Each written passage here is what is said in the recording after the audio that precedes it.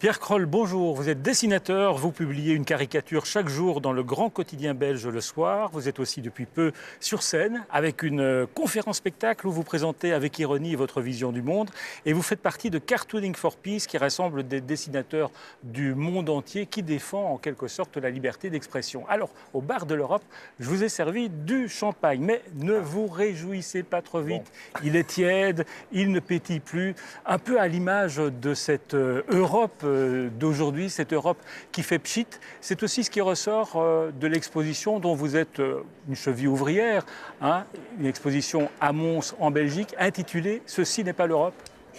Oui, enfin, c'est toujours difficile de montrer des caricatures nombreuses sur l'Europe sans avoir l'air de démolir l'Europe et de faire partie de ceux qui en veulent la mort, ce qui n'est vraiment pas notre cas, à titre personnel en tout cas pas du tout, et je crois fort peu des dessinateurs qui sont présents dans cette exposition. Une cinquantaine de dessinateurs et 120 dessins. 52 je pense, venant de 29 pays différents et aussi de pays non européens, donc il y a aussi un regard de dessinateurs russes, tunisiens, etc., ce qui est intéressant sur l'Europe. Mais vous savez, dans l'humour et dans la caricature, c'est souvent ce qui ne va pas qui est le plus amusant à montrer. Donc beaucoup de ces caricatures... Avec l'Europe, vous avez de quoi faire. Voilà, on les critique sur le fonctionnement des institutions européennes ou sur les grands défis que l'Europe rencontre maintenant, le problème des migrants, la crise économique, etc. Ceci n'est pas l'Europe, l'Europe est surréaliste ? Évidemment, en Belgique, on utilise beaucoup, parfois un peu trop, les références à ce tableau de Magritte. Ceci n'est pas une pipe. Mais c'est vrai que les institutions européennes ont toujours l'air assez difficile à comprendre. Surréaliste, je ne sais pas, mais c'est quand même difficile à comprendre. Et vivent, donc, je le disais, un moment maintenant particulier quand même de leur histoire. C'est une histoire formidable, la construction européenne, unique dans l'histoire. C'est cette construction pacifique de pays, etc. Et maintenant, elle a l'air d'avoir réuni tous les problèmes qu'une institution peut rencontrer. Par exemple, le dossier des migrants, ça vous a inspiré. On va voir un dessin que vous avez réalisé à ce propos. On peut le commenter peut-être. Et il est significatif de cette crise européenne. Ce dessin-ci vise particulièrement la Hongrie. On peut le faire sur d'autres pays. Bon, elle est un peu emblématique de ces pays qui se referment, alors que Angela Merkel a ouvert le sien, en tout cas au début, et a appelé l'Europe à le faire. Et on voit, à quel point chaque pays prend son problème personnel avant celui global de l'Europe. Et on a l'impression... J'allais dire naïvement, mais je ne crois même pas que ce soit naïf, que si, bon sang, on savait se mettre tous ensemble pour résoudre certains de ces problèmes, comme celui des migrants, il serait moins grave dans certains pays qui sont les seuls à les accueillir. Mais en fait, les dirigeants européens, et on va le voir dans un autre dessin que vous avez réalisé, sont d'accord sur une chose, c'est qu'il faut faire en sorte que ces migrants n'arrivent pas en Europe. Oui, ça j'ai été frappé, c'est ça que je vous disais, souvent on fait de l'ironie, on fait de l'humour un peu noir dans les dessins, on montre un peu ce qui ne va pas.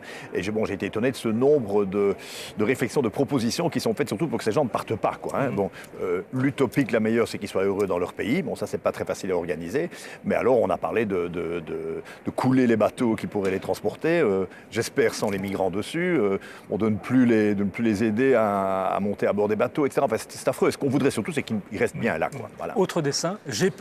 Peur de qui? Peur de quoi? Alors ça, c'est un dessin belge, mais en fait, il est transposable ailleurs. Ici, c'est le leader de la NVA, les nationalistes flamands. Et voilà, ces personnes disent ce type me fait peur. Je veux là montrer combien des nationalistes un peu partout utilisent justement cette complexité de l'Europe et les crises actuelles que l'Europe rencontre pour leur propre chapelle, et en jouant sur ces peurs, pour eux, être élus avec un programme de repli sur soi, partout, alors que l'Europe, c'est exactement le contraire du repli sur soi. Autre dessin, sur les migrants encore, celui de Marek, qui est un autre dessinateur belge, je pense. Oui, c'est un dessinateur flamand. Poétique, C'est un dessinateur flamand. Bon, ça, c'est le genre de dessin qu'il n'y a pas lieu de commenter. Voilà, il est très simple, c'est une des forces du dessin. Et parfois, le dessin apporte un discours supplémentaire sur un événement, soit juste fait rire, mais ça fait toujours un peu réfléchir, soit vraiment veut faire réfléchir, soit montre l'événement. Mais quand on fait un dessin, on essaye de susciter le débat ou simplement faire rire, sourire? Chaque dessinateur est un peu différent. Il ne faut pas trop charger la barque, Il ne faut pas que le cahier de charge soit trop lourd, qu'on se dise dans un dessin, je veux faire réfléchir, je veux y mettre mon opinion personnelle, je veux en plus qu'il soit drôle. Bon, c'est tout le problème de l'inspiration, ça. Parfois, on a juste envie de faire un dessin parce qu'il nous est venu comme ça, et puis on se dit après, mais mon bon sang, il veut dire beaucoup de choses. Alors, le populisme, c'est une autre source d'inspiration pour les dessinateurs, pour les caricaturistes. Populisme qui est un peu le cancer de l'Europe. Il a inspiré, par exemple, Christina Sampaia, Sampaio, oui, Sampaio, qui est pardon. une dessinatrice portugaise.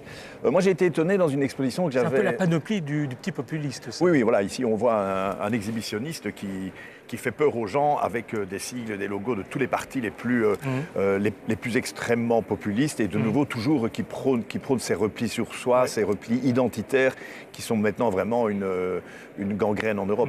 Mais je me souviens d'une exposition récente qu'on avait fait à Paris également sur l'Europe, mais avant la crise des migrants, j'allais dire avant la crise économique, même si elle a toujours été un peu là.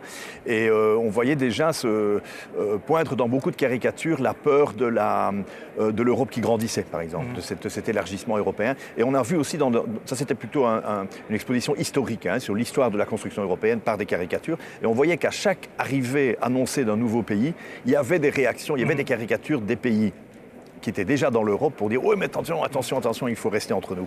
Maintenant, on se replie encore plus. Alors, prenez une petite boule surprise, Pierre Kroll, avec une question surprise. Bon, je ne vais pas aller chercher dans le fond, je vais prendre la première. Et vous la lisez à haute voix et sans crainte. C'est un devoir. C'est un petit défi.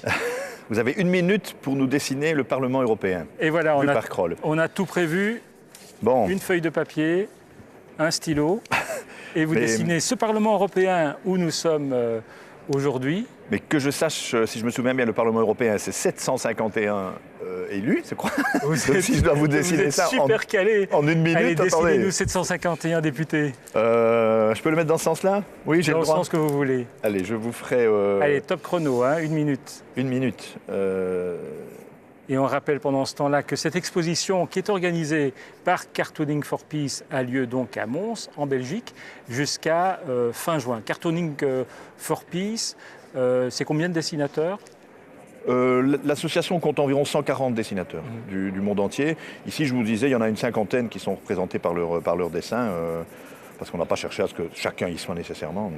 Après Charlie, il y a quelque chose d'héroïque à être dessinateur de presse ? Non, héroïque, non, il ne faut pas exagérer. Mais c'est vrai que c'est un métier qui a été durement touché. On ne l'imaginait pas il y a 20 ans. Quand j'ai commencé ce métier, je n'imaginais pas qu'il présentait un risque peut-être de vie ou de mort. En tout cas, on l'a vu. Donc héroïque, moi je ne pense pas. Mais il faut en tout cas faire un peu comme si ne s'était rien passé pour que ça continue. Alors, votre dessin continue. La minute est finie ? Presque. Alors, ce n'est pas un dessin parlementaire, mais je pense qu'au Parlement européen, comme un peu dans tous les parlements, il y a souvent beaucoup d'absents. Il y en a qui font autre chose, il y en a qui n'écoutent pas. Et tout ça est dit dans toutes sortes de langages. Tarabiscoté. Voilà, qu'il faut traduire. Oui, déjà difficile, et en plus traduit dans combien de langues ? Alors, montrez à la caméra. Bon, c'est pas exceptionnel, c'est pas mon meilleur dessin, dites-moi. Si, il est magnifique. Vous avez vu le défi, 1 minute quand même. Super. Voilà. Merci Pierre Kroll d'être venu au bar de l'Europe et on va goûter ce champagne éventé. On le boit ?